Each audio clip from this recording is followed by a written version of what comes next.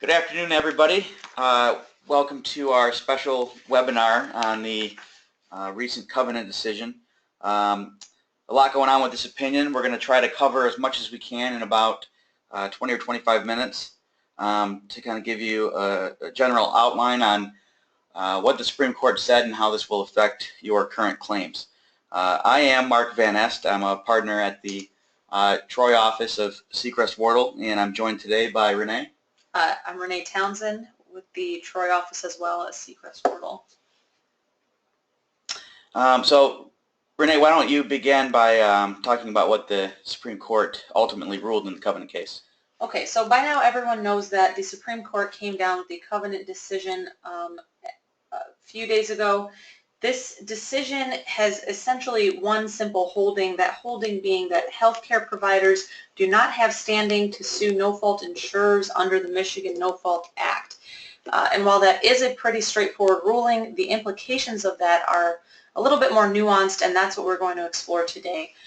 So as it says on the slide, healthcare providers don't have standing to sue no-fault insurers. So what does that mean? It means that the No-Fault Act does not give healthcare providers an independent cause of action, meaning that all of those provider lawsuits that we've seen over the years are not allowed under the No-Fault Act pursuant to what Covenant tells us. And if you look at the decision in Covenant, it's a case that was brought against State Farm to recover payment under the No-Fault Act for medical services provided to an insured by a healthcare provider, and that would be Covenant Medical Center. Now, State Farm initially denied payment of those bills because there was a prior settlement and release with that insured. Covenant then filed suit, and now the Michigan Supreme Court analyzed the plain language of the No-Fault Act to determine that provider does not have standing under the terms of the Act to bring its own suit. And Mark will give you a little bit more detail on the Court of Appeals decisions and where we stand now.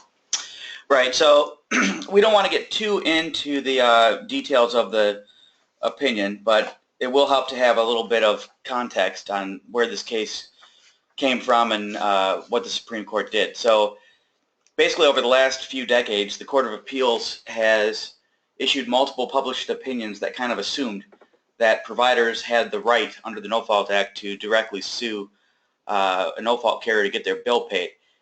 The Supreme Court went back and looked at many of those opinions, and it was evident that those cases had nothing to do with whether or not that right direct cause of action actually existed.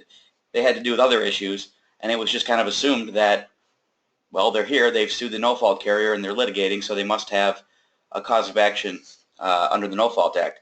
The Supreme Court, in this most recent opinion, analyzed the no-fault language that was not analyzed previously, and basically asked the question, where in the No-Fault Act is there language that gives a provider a right, statutory right to sue the carrier directly? And the short answer was it doesn't. That nowhere in the Act is that right conveyed on providers, and the Supreme Court made it very clear that providers no longer are able to do so going forward.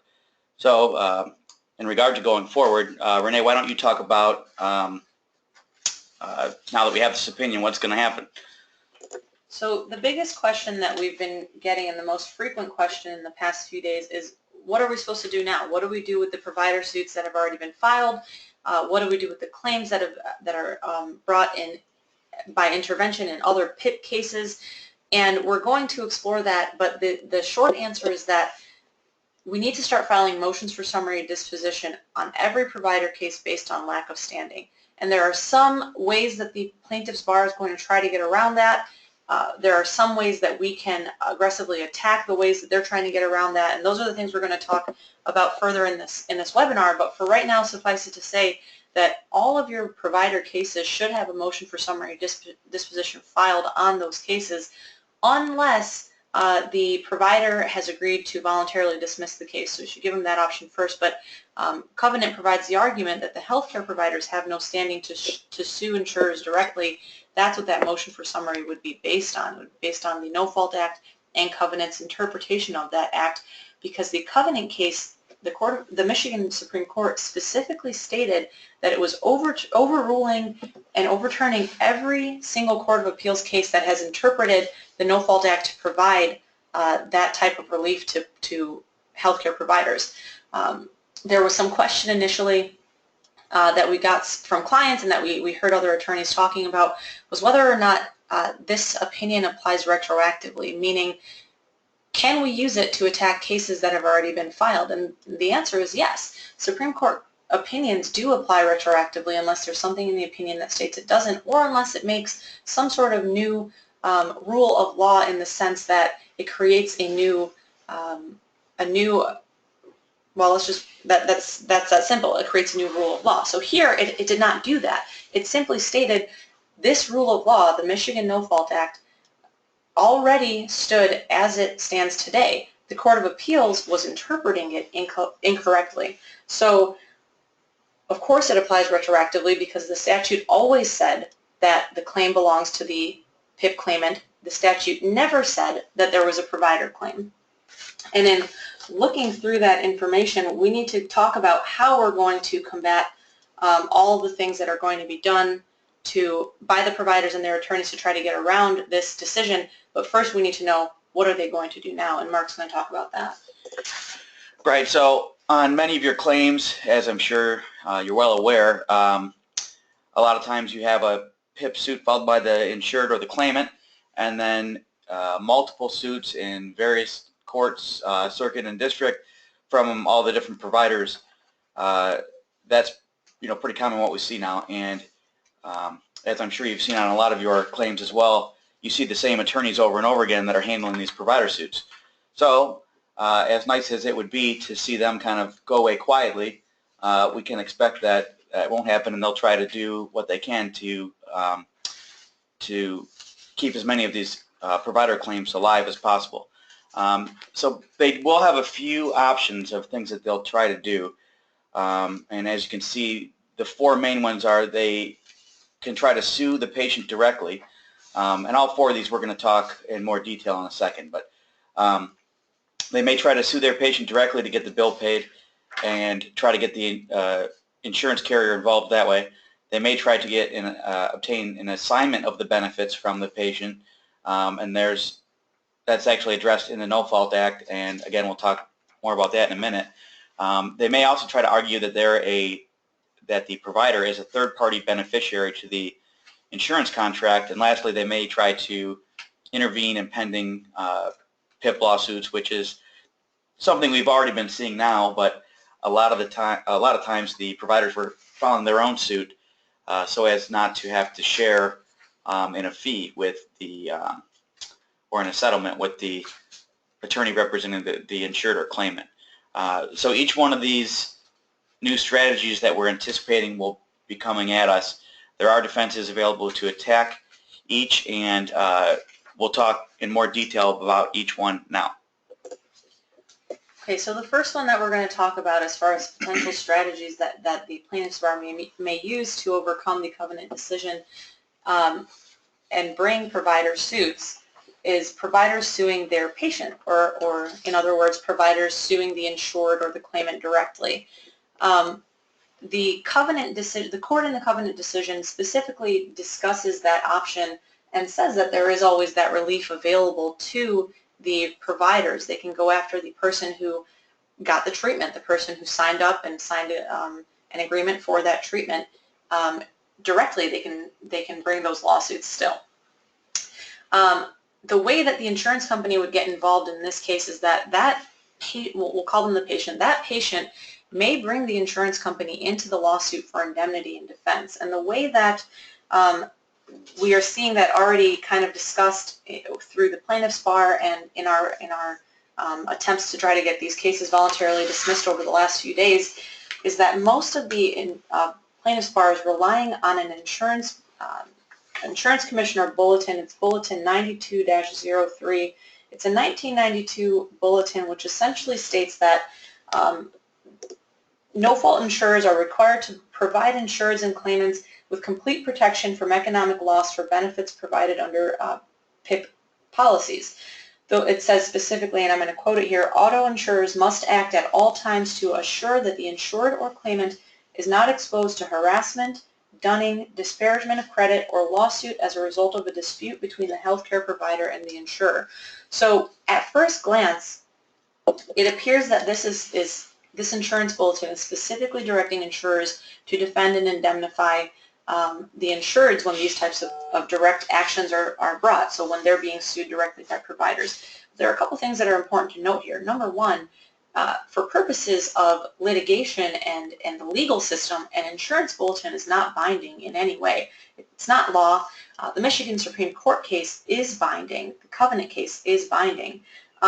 The one thing to also note, though, is that while it's not binding, it's probably better to defend the insured than not defend the insured, and we're going to talk about that in another slide, but I just want to put a pin in that for right now, that while this is not a binding bulletin, it's still better to take on that defense rather than have the insured out there without that defense. So there is one case that we can talk about. It's a Michigan Court of Appeals case. It's cited on the slide, McGill versus Auto Association of Michigan.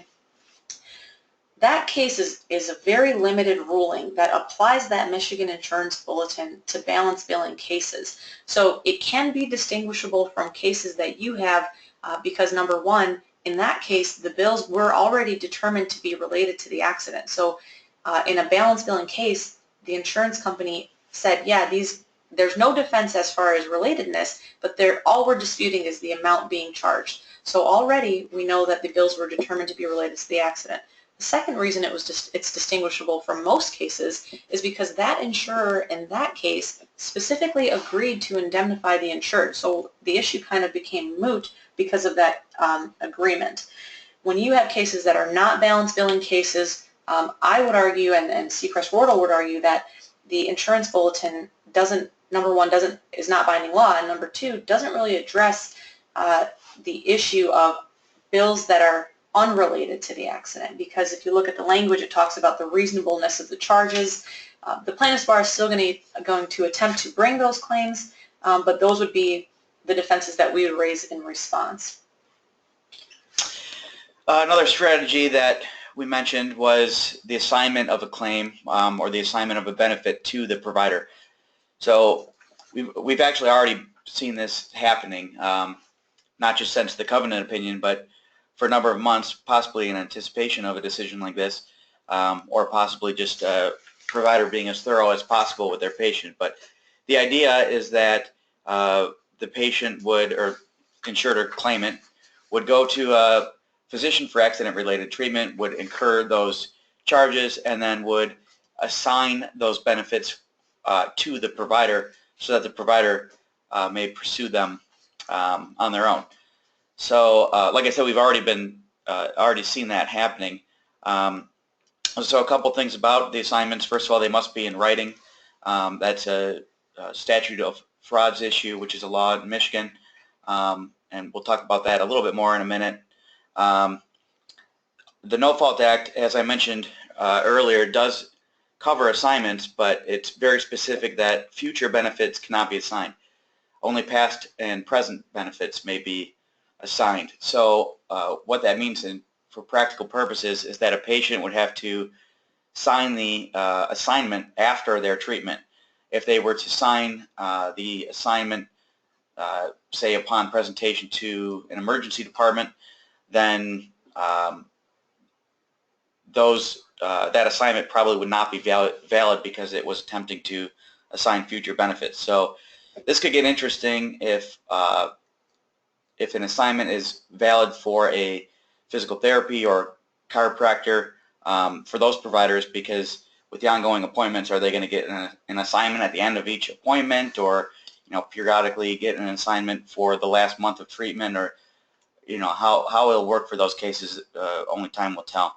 The other thing, and which this may be not as big of an issue as we think at this point, most insurance no-fault policies include anti-assignment provisions, meaning that the insured is barred from assigning those benefits. Some policies require that at a minimum the assignments are approved in writing by the insurer before they're valid. Only time will tell how that plays out, especially in the case of a claimant who is not a named insured or not a party to the contract. So we'll see in those situations if an assignment is valid. And then just a couple other situations. You could have a circumstance where a PIP claimant sues a first-party lawsuit against their own insurer, and that case is settled and the plaintiff signs a release. Well, what if there is an assignment of benefits after that release is signed? That would not be a valid assignment because technically there is no claim to assign if they've already released those benefits. And then one other issue that I'm sure we'll see come up is the possible assignment of no-fault attorney fees and interest. It's arguable that the claimant would be able to assign that benefit to the provider since they're entitled to attorney fees and interest in certain circumstances pursuant to the No Fault Act. So those are just a couple of situations that we'll see how that plays out.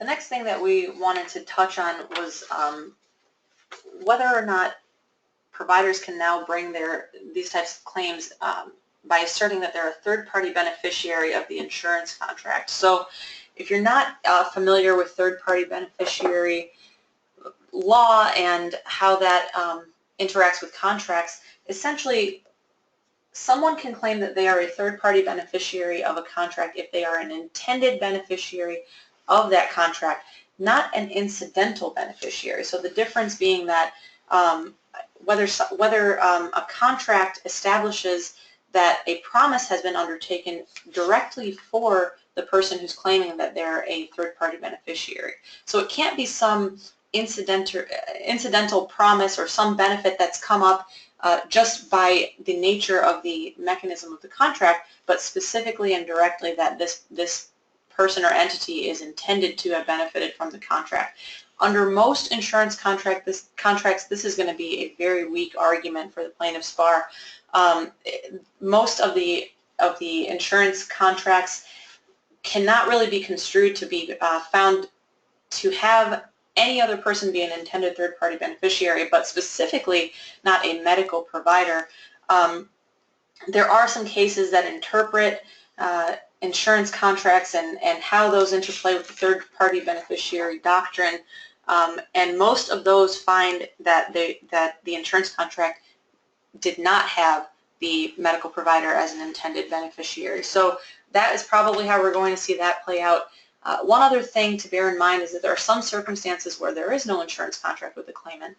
So for instance, if you're looking at an assigned claims litigation, there's no contract involved, so there's no potential for a third-party beneficiary claim because that is a contractual claim based on the terms of a specific insurance contract.